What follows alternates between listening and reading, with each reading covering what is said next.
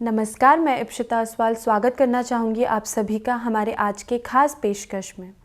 पूरी दुनिया भर के लोग अपने स्वास्थ्य को लेके अब काफ़ी ज़्यादा सतर्क दिखाई दे रहे हैं। जहाँ पे लोगों ने अपने डेली रूटीन में योगा और एक्सरसाइज को जोड़ा है, वहीं आयुर्वेदिक औषधियों का भी काफ़ी ज़्यादा इस्तेमाल देखने को मिल रहा है। आज हमारे साथ मौजूद एक ऐसी महान शख्सियत है जिन्होंने आयुर्वेद को पूरी दुनिया भर में प्रचार किया है। नरेंद्र मोदी, अटल बिहारी वाजपेयी जैसे देश के महान शख्सियत के ये वैद्य रह चुके हैं। 1999 में इन्हें पद्मश्री अवार्ड से नवाजा गया और 2009 में इन्हें पद्म भूषण अवार्ड से भी नवाजा गया। मैं स्वागत करना चाहूँगी आयुर्वेदिक जगत के वैद्य देवेंद्र त्रिगुणा जी का। सर, स्वागत है आपका। नमस्कार इप्शिता जी। सर, 46 साल से आप इस आयुर्वेद के फील्ड में रहे हैं। सर, आयुर्वेद का आपके जीवन में क्या महत्व रहा है और आपने इसकी शुरुआत कहाँ से करी थी? देखिए, ऐसा है कि आयुर्वेद जो है हमारी 3-4 पीढ़ियों से है जी। हमारे पिताजी के हमारे फूफा जी, उनके पिताजी ये आयुर्वेद परिवार में थे।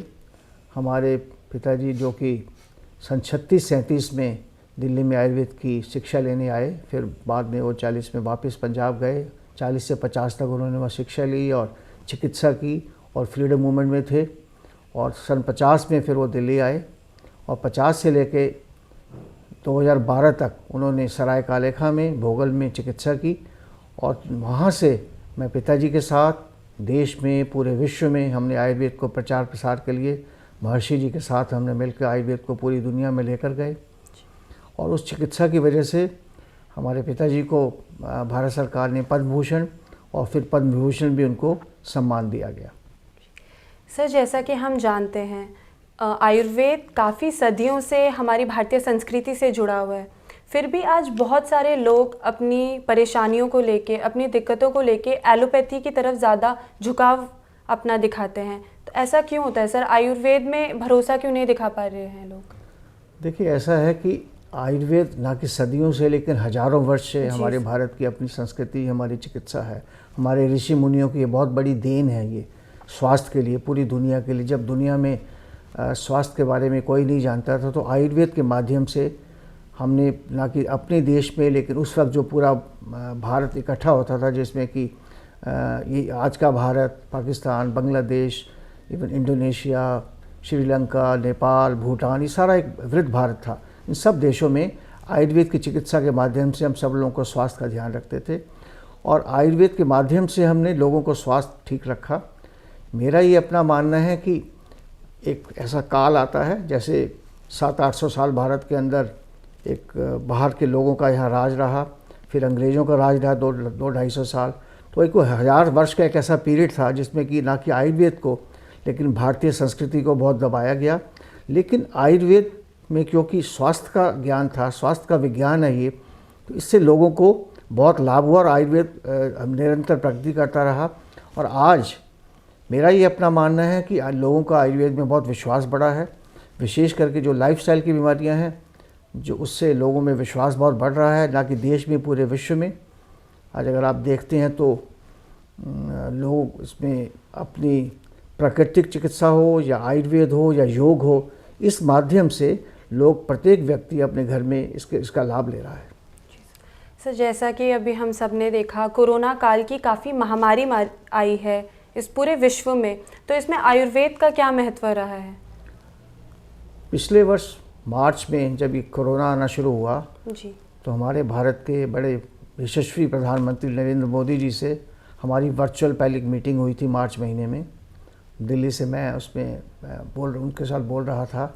हमने जो उनको सजेशंस दिए आयुष मिनिस्ट्री को, प्रधानमंत्री जी को और हमारे सचिव वैद्य राजेश कोटेचा जी को, जो कि खुद वैद्य हैं, तो उसमें विशेष करके था कि हमने कहा हमने इसमें इम्यूनिटी बनानी है। ख़ास करके हमने देखा कि चाहे हमारा काढ़ा था या हमारा च्यवनप्राश है या हमारा ब्रह्मरसायन है या आंवला है, गिलोय है, संशमनी वटी है, मतलब इन सब का हमने भारत सरकार को बताया।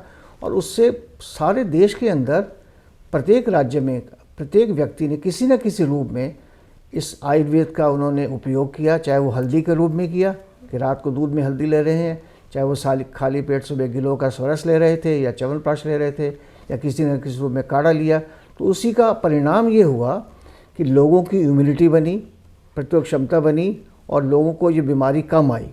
ये तो दुनिया ये देख रही थी कि 130 करोड़ का भारत किस प्रकार इस बीमारी से बच पाएगा, और आयुर्वेद और योग का ही एक बहुत बड़ा वो था जिससे कि हमारे देश, हमारे लोगों की इम्यूनिटी बनी। और आज पूरी दुनिया में भारत अग्रणीय है, चाहे वो कोरोना वैक्सीन की बात करते हैं, उसमें पूरी दुनिया में आज 120 करोड़ लोगों को वैक्सीन लग चुकी है।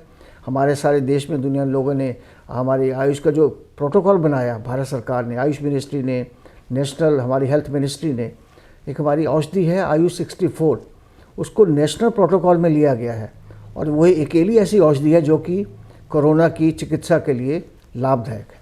जी सर, जैसा कि हम सभी को पता है कि जो वैद्य होते हैं, जो आयुर्वेद की विद्या होती है, वो हेरिडिटी में चलता आता है।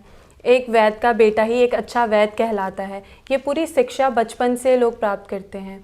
ऐसा ही अब एक आयुर्वेद को लेके एक कोर्स डिग्री उन्होंने निकाल दी है। तो सर, आपका क्या मानना है कि क्या 5.5 साल का कोर्स करके एक अच्छा वैद्य निकल सकता है?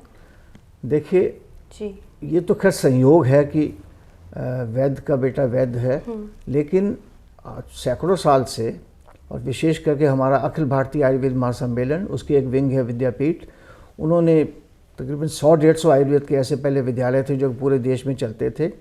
और आज़ादी के बाद फिर कोई 1970 में भारत सरकार ने एक हमारी central council of Indian medicine की स्थापना की, और उस माध्यम से हमारे देश के अंदर एक 5.5 साल का कैरिकुलम कोर्स बनाया गया, जिस डिग्री का नाम है आयुर्वेदाचार्य या bachelor of Ayurveda medicine surgery भी बोलते हैं।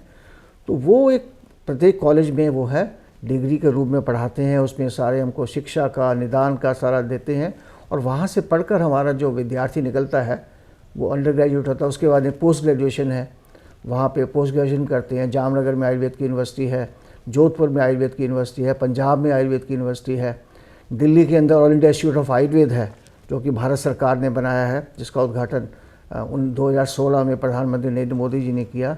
वहाँ पूरे हिंदुस्तान से लोग वहाँ चिकित्सा के लिए आते हैं, और उसका तो हॉस्पिटल हमने इसलिए प्रधानमंत्री श्री अटल बिहारी वाजपेयी जी से कहकर बनवाया था कि दुनिया के जो रेफरल लोग केसेस जो आयुर्वेद की चिकित्सा के लिए आएँ, ताकि उनको एक अच्छा all India institute of Ayurveda मिले।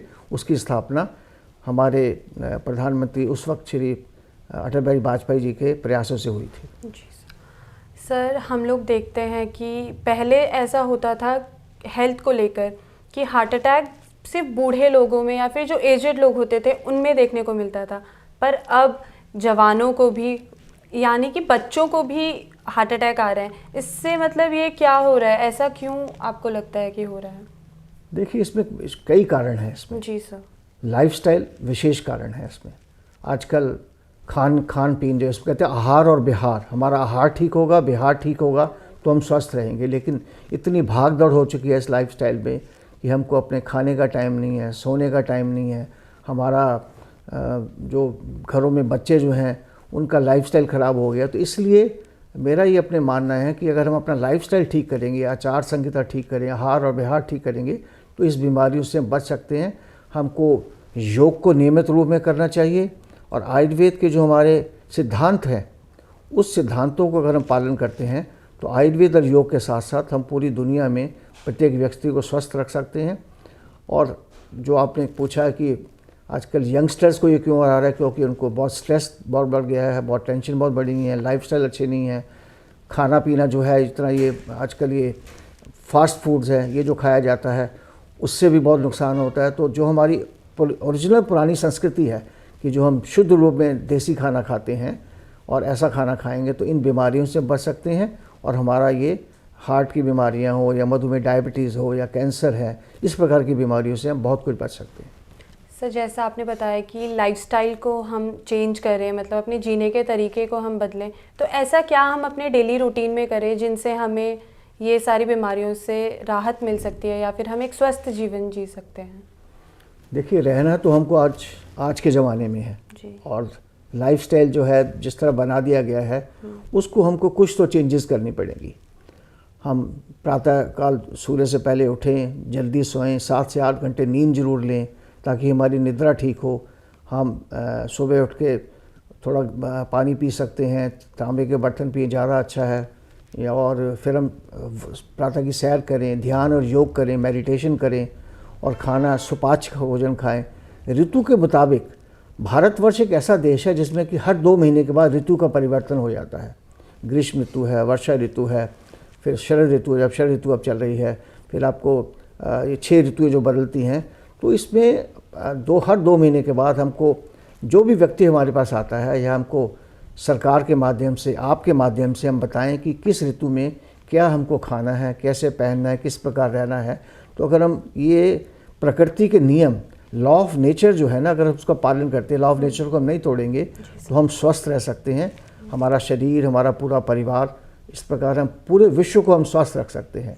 क्योंकि हमारा स्लोगन ये है कि वसुधैव कुटुंबकम, पूरा विश्व जो है हमारा एक परिवार है। और आयुर्वेद के माध्यम से हम पूरे विश्व में एक ये मैसेज दे सकते हैं। सर, जैसा कि आपने बताया, हम आने वाले कुछ दिनों में आयुर्वेद पर्व मना रहे हैं। इसके बारे में आप दर्शकों को क्या बताना चाहेंगे? देखिए, ये एक भारत सरकार की मिनिस्ट्री ऑफ आयुष का एक प्रोग्राम है जिसको बोलते हैं आयुर्वेद पर्व। ये आयुर्वेद पर्व हम बहुत सालों से कर रहे हैं। 2016 में शुरू हुआ और हम प्रत्येक वर्ष ये करते हैं। तो इस साल हम 4 कर रहे हैं। अभी हम थोड़े दिन पहले चंडीगढ़ में किया था, जिसमें कि वहाँ के पंजाब के गवर्नर और अनेक मंत्री और आम जनता के लिए ये पर्व है, जिसमें कि सब जनता जुड़े। उनको हम निदान के बारे में, रोग के बारे में बताते हैं, उस मौसम में क्या बीमारियां हो सकती हैं, उससे बचाव के लिए और क्या हमको खाना पीना कर सकते हैं। तो हमारे वैद्य लोग निःशुल्क वहाँ निदान करते हैं। हम उस पीरियड में हम वहाँ निःशुल्क औषधियाँ भी देते हैं। देश के जितनी भी बड़ी फार्मेसीज़ हैं, छोटी फार्मेसी हैं, सब वहाँ अपने एग्जीबिशन लगाते हैं।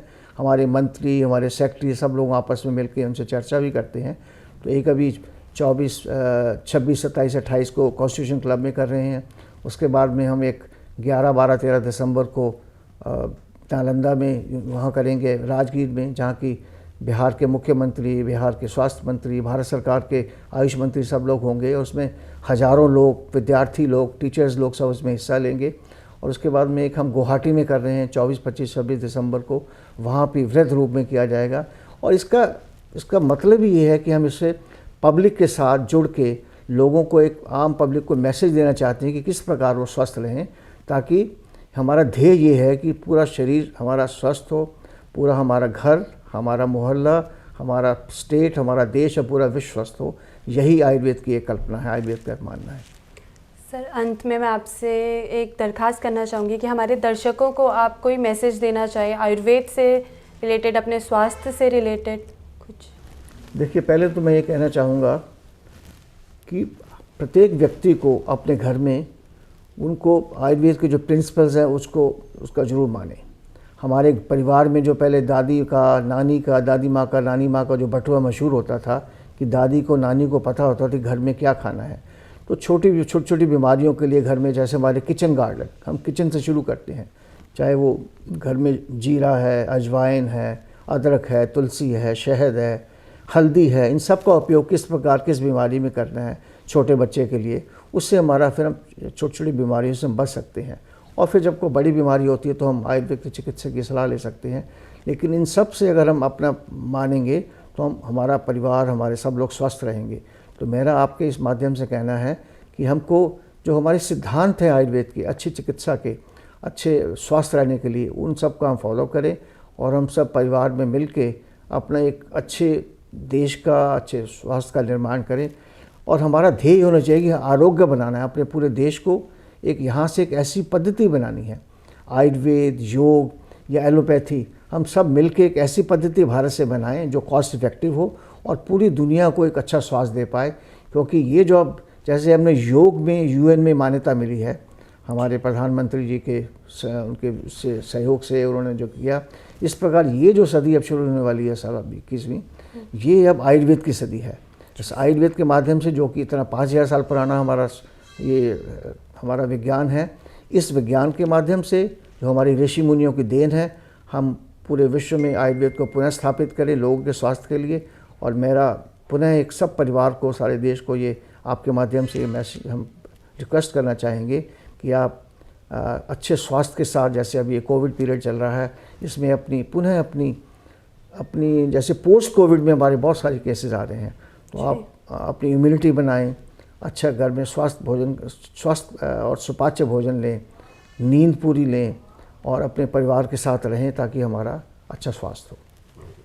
बहुत बहुत शुक्रिया सर हमारे साथ जुड़ने के लिए। जैसा कि सर ने बताया, आयुर्वेद की मदद से हम कैसे अपने स्वास्थ्य में लाभ ला सकते हैं। सर के साथ जुड़ने के लिए, हमारे साथ जुड़ने के लिए आप सभी दर्शकों का भी शुक्रिया। मिलते हैं अगले हफ्ते किसी और शख्सियत के साथ। धन्यवाद।